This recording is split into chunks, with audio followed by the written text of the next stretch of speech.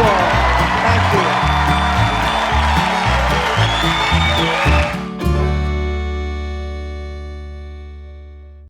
Hey guys, I'm Anthony Johnson, founder of 21 Studios. Thanks for tuning into the channel today. Today I'm here at CPAC 2022 in Orlando, Florida with the author Carrie Gress. She's the author of Ultimate Makeover. I'll show you guys that. As well as the Anti-Mary Exposed, a book I found from Elliot Hulse about a year and a half ago, a friend of mine, one of her speakers. How are you enjoying CPAC 2022 and how are you doing today? Thank you. It's my first time here, so It's been fun. And you came from Virginia, you said? Virginia. Nice. So tell me about the basics of these books. First, the Anti-Mary Exposed. What's the fundamental thrust of it? Well, the Anti-Mary Exposed really looks at second wave feminism and how really from the very start they had all these ideas that they were promoting, and we're just living them out.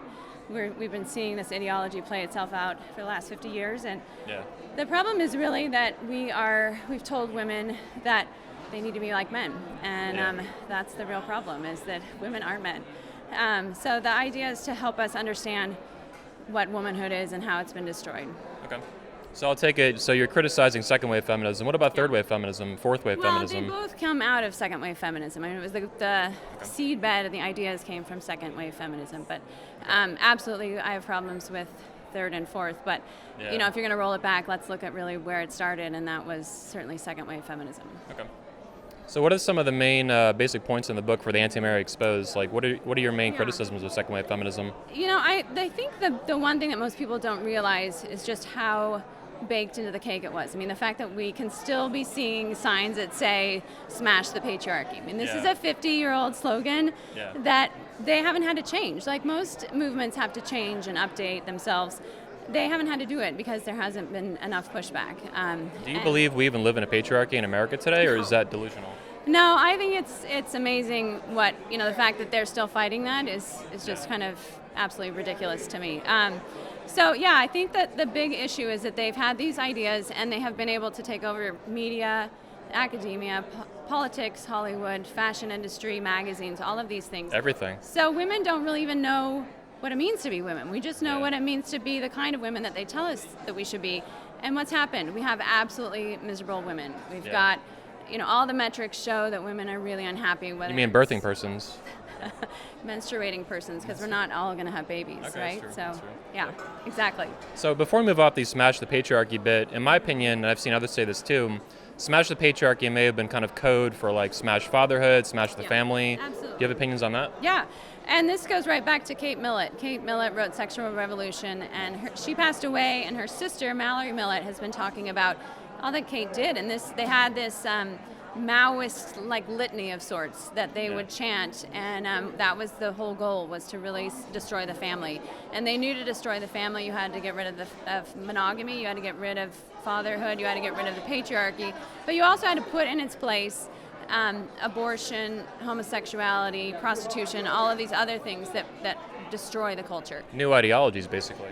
Yeah, which it's all Marxist. I mean, and there's also, the other thing that's fascinating is this, and also another layer of the occult that was really involved in it from very early on. And of course, we know that when the Judeo-Christian tradition is weak, that paganism always comes in, and especially for women, I think that women feel like that's a way that they can feel powerful, because really all of this is about power, whether it's trying to steal masculine power or sort of this celebrity culture, or this idea that women have to be empowered. You know, that's always the word that's used. It's always about power. Well, the future is female. Well, exactly. Haven't you heard the news? It's another one of those slogans that's so old, and they just keep recycling it because we haven't pushed back. So really what this book does, I think in a lot of ways, though, is also show like the depth of compassion that we need to have for women, because of the fact that most of us have been totally indoctrinated in this and have never had another avenue of what femininity looks like exhibited to us. And this is one of the things I talk about all the time now, is we need to start offering women an alternative to thinking about themselves as women, and it needs to be done on a cultural level. So this is actually the entire genesis of why I started Make Women Great Again, the conference. That's awesome. Because women had nothing. They had feminism and nothing else. Yeah, that's exactly right. So I've been working a lot in terms of trying to develop other products. We have a line called theologyofhome.com. It's a blog, but also is a line of products. There's a book too, right? There are books. The third one is coming out this May. So it's that they look like magazines, but it's our ideas and values through, push through the book instead of the obnoxious ones that we are exposed to all the time through like the Gwyneth Paltrows and all of that. So it's in a certain respect, it's exciting because I think we have a great opportunity here. I mean, it's a totally underserved market thing. 42% of women are pro-life, and yet nobody would know that based on what the culture says. So if we can sort of start tapping into those women and let them know they're not alone and that they're important and needed and heard, I think that can go a long way. It's okay to be female, right? It's okay to be a woman. It's a great thing to be a woman. Yeah. One of the things I've said, I'd like to know your opinion on it, at my convention about feminism, is that in many ways it's become the religion of modern women. Yeah. It's replaced almost everything else in terms of guiding their actions in real life. Yeah, and abortion is a sacrament. You can't. You have to have abortion in order for all of it to hang together, because that's really why the sexual revolution can work. So, and that's the lie is that children are going to get in our way of our happiness and our fulfillment. And if you can. Allowing us to be like men. And if you don't have abortion and if you have children, then you're not going to be fulfilled. That's the lie. So we have to really start exposing what these lies are that women have been fed, because we're not happy. We're just more medicated, I think, is really what we're seeing. Yeah, more than ever. Yeah. So you're a mother yourself. How many children do you have? I have 5 kids. Wow, nice. Yeah. That's a lot, yeah. Yeah. No, well, by it's great. today's standards, it's a lot. It is, yeah. But and that's to do with both your beliefs and your religion too, Catholicism. No, absolutely. I mean, it's one of those things I firmly believe that God has given me the gift of motherhood, and I need to be open to those gifts in all the ways that I try to be open to everything that He's given me in my life. So, and they're my greatest joy. I mean, my life has changed because of them. I still have a PhD in philosophy, and I've written 10 books, but all of that pales in comparison. And actually, my book was canceled. The Anti-Mary was canceled last year, and I always think, like, even if I get canceled and nobody ever hears from me again, like it just doesn't matter because. How was it canceled? What was the banned from? It was on Facebook and Instagram wouldn't allow it on its marketplace anymore because they said it went against community standards. Wow. It was it was kind of a big deal, and it was on Russia Times, and all the Eastern European media was covering me, and Breitbart and the usual people in the U.S., but not mainstream media. So, so that happened, but ultimately I'm a mom before I'm anything else. So I love it. It's a great thing to be. Yeah. How does feminism line up with Catholicism? Are these two antagonistic? How compatible are they? Yeah, they're not really compatible. And this is the fascinating thing, actually, and really hard thing, because there are some feminisms that are written by Catholics that are very nuanced with lots of distinctions and philosophical points that separate themselves from second wave feminism. Okay. But it's still the same word, and that is what can be so confusing, because then you have a lot of people that don't know these philosophical distinctions. They don't know that this kind of feminism isn't espousing the patriarchy and whatnot. So when you have second wave feminism and Catholicism try to work together, which I think a lot of people do, very well-intended people, like let me put these things together because feminism is popular and Catholicism isn't. They don't understand that they're like, it's two sides of a magnet. They are not going to fit together because one of them is against the patriarchy and the other one is patriarchal. And there's nothing to be ashamed of in that. Do you view Christianity as a completely patriarchal religion? Some of my friends who are Christians do. Yeah, I mean, I think that there's a way we can look back at Scripture. This is not even, Old Testament. This isn't just Christianity. But look at the order of the way of creation. And the problem is that we stigmatize what it means to be a woman altogether. It's only, women have to fit into this male mold, and we don't even have a grammar for speaking about what a woman does anymore. Nobody can define womanhood. So, if you're going to look at this through this prism of, the patriarchy is bad, well, it's only bad if you're looking at it in terms of, the denigration of womanhood. So, I think that they're very incompatible. I also think it's fascinating, though, because this idea of mixing feminism with Christianity, it's as well intended as it is, it seems a little bit wrong-headed, because you would never say, we're going to try and convert the Nazis by mixing that with Christianity. We're Nazi Christians because we want to get rid of Nazis. Like it's a very odd way to try and reach people. It's like oil and water. Yeah, exactly. So anyway, I think it's a really big. I think it's a mistake, and I've taken to just not using the word feminism at all unless I have to, because it's so confusing. It means so many different things. Almost to a woman, it means something different. So it just doesn't even have any real value behind the language anymore. Yeah, I think that's also how it's been so effective. Is very vague and like fluid. Exactly. So if you ask a million, whatever you want. Yeah, exactly. It sort of fills in your blanks for you. Yeah. What do you think about the feminism we've seen over the past, say, 10, 15 years, where it's gotten like super radical, in my opinion?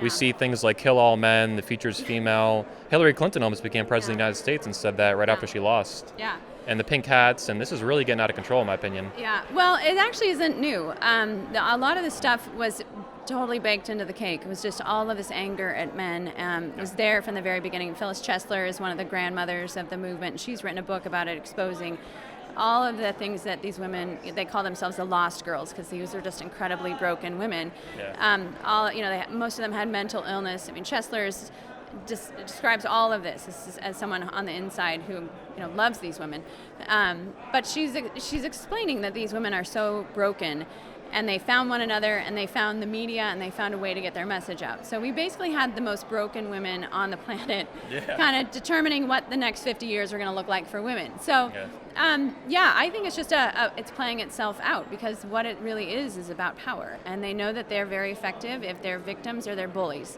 If you watch The View, this is what happens. You've got interview. Do you mind? Thanks. So you've got either the women are playing the victim card, or they're being bullies and shouting people down and canceling them. So I think it's just it is about power, and so the fact that we're seeing these things shouldn't surprise us, because it's that ideology just accelerating. And I think there's also kind of a franticness to it, and there's also this element of just being so disassociated from who they are as women, that they don't really even know how to react anymore. So it just comes out as rage and violence and anxiety and angst. This is what I find with young women, even when I was back on the dating market, let's say a couple years ago. Young women today just have no idea how to be a woman.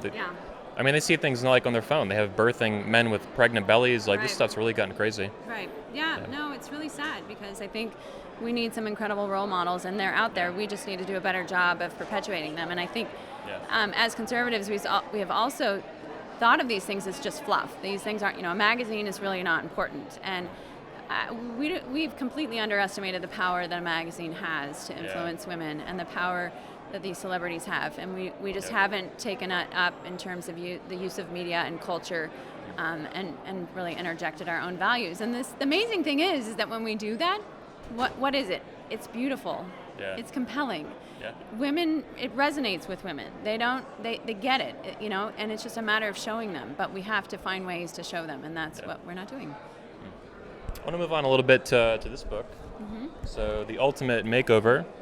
This is a book on the transforming power of motherhood. Can you talk to me about the basis of this book and what led you to write it? So I wrote this book, I guess I had 4 children. I just finished my doctorate, and I had this insight at one point that I was hoping, with motherhood, I was expecting every week to get easier. Okay, next week the baby will stop teething. Next week the baby will, sleep through the night. I had all these expectations, and they just kept getting dashed. It was just hard work. And finally it was one of these like light bulb moments, like, oh, motherhood is actually supposed to be challenging. And that challenge is there because we're selfish, and we have, I lived my life, I was 35 when I had my first child, and I had all these habits and these different ways of dealing with only myself and then my spouse, and all of those. You were well into adulthood at 35. Well into it.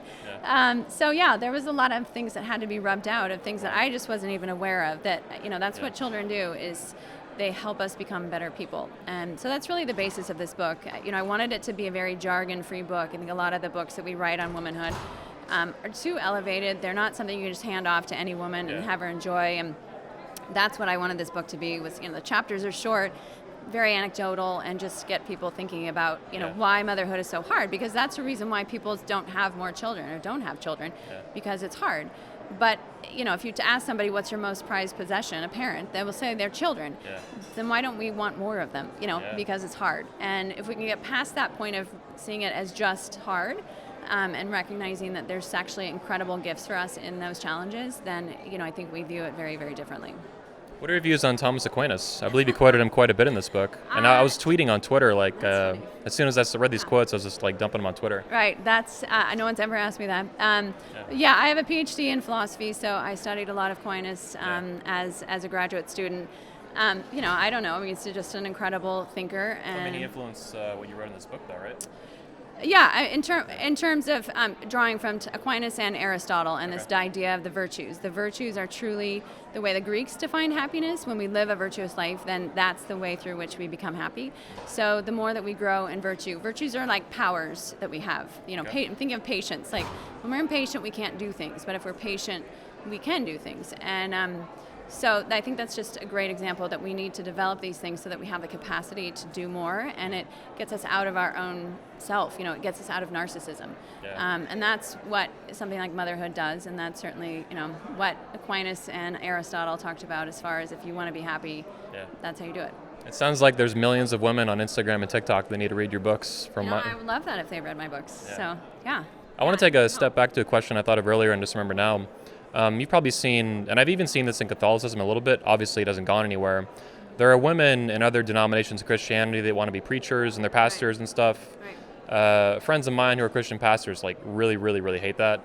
I think I've even seen in Catholicism women are trying to push to be priests, which I don't think it's going to happen. What are your thoughts on that? It's been going on for a long time.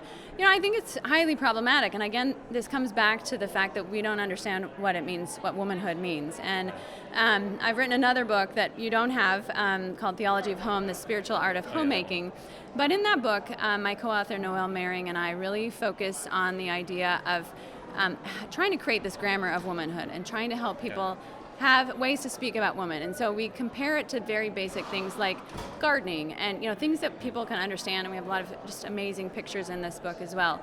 But that's one of the big problems is we don't understand what a woman is and what she is made biologically to do. Our form and function go together. They're not meant to be separated. So this is why women have the bodies that they do. Even our arms, if you look at my arm and it's got this bend in it, well, why is there this bend? So I can cradle a baby. You don't have that bend in your arm. It's just basic things like that we... I'm a non-birthing person. I think that's on your business card, isn't it? I completely agree with you. Thank you. Thanks. So in any event, I think we need to get back to that understanding that women are really made to help shelter, protect, and generate life. And we do this in ourselves, and we do this with our husbands, but we mainly do it with children. And but it can also happen on a spiritual level. So even if we look at religious women, like nuns, I mean, they have this amazing experience that mimics the biological experience that women have. A woman's impregnated, seed of life, and then she gives birth to a child. She's the first one that knows about it, and then she's, develops over time, and finally the child is on its own. She raises it so that it can have its own life independent of her. Well, the same thing happens in religious life for women, that they have these spiritual seeds that are planted in their souls. Mother Teresa is a great example of this, that she had this idea to help the poorest of the poor in India, but what happened? We all know Mother Teresa has, this incredible order of women that help the poorest of the poor throughout the world.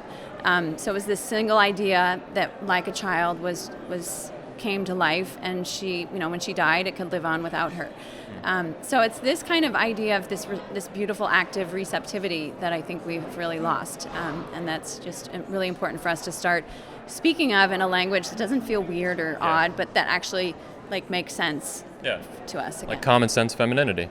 There you go. Yeah, common sense womanhood. There you go. So you have a lot of thoughts, obviously, on feminism and women and femininity and motherhood. In the same sense, both as a PhD in philosophy and as an author, what are your views on masculinity and sort of the collapse of masculinity that we've seen along the same track with feminism and women? Yeah. No, I think they're actually, intimately connected because of the fact that this was part of their effort. And this is the amazing thing. I mean, I call it this ninja move of feminism because they have effectively completely silenced men. They've done it very, just in a remarkable ways. Again, this victim or bully, take your pick. Mansplaining, stuff like that. Yeah, exactly. And they found all this language to just sort of shut you down. And I don't fault you for it because I think it's you. Most men have the best of intentions. They want to love the women in their life, and they don't know how to do it. And they're seeing all the same thing that women are, and so they don't know how to navigate all of these pieces either. So, I think the big thing is really just to try and and get around the jargon and try to just get back to just this common sense and not allow this division to keep festering between us. Because and I see this a lot. I get a lot of men will write me and say things privately that they know they can't say publicly about women. And I think what feminism has done. Gloria Steinem talked about a woman needs a man like a fish needs a bike.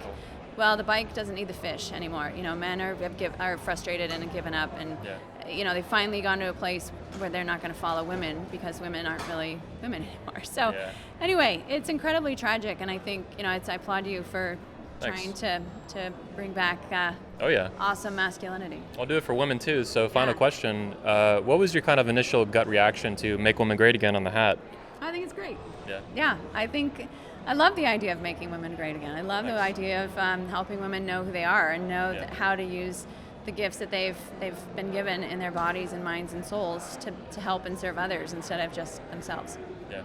Well, thank you for your time. I appreciate it big time. Appreciate you seeing you at CPAC 2022. Maybe see you soon. Maybe see you next year. Maybe at the 22 convention. Sounds great. So, all right. Thanks, Carrie. So much.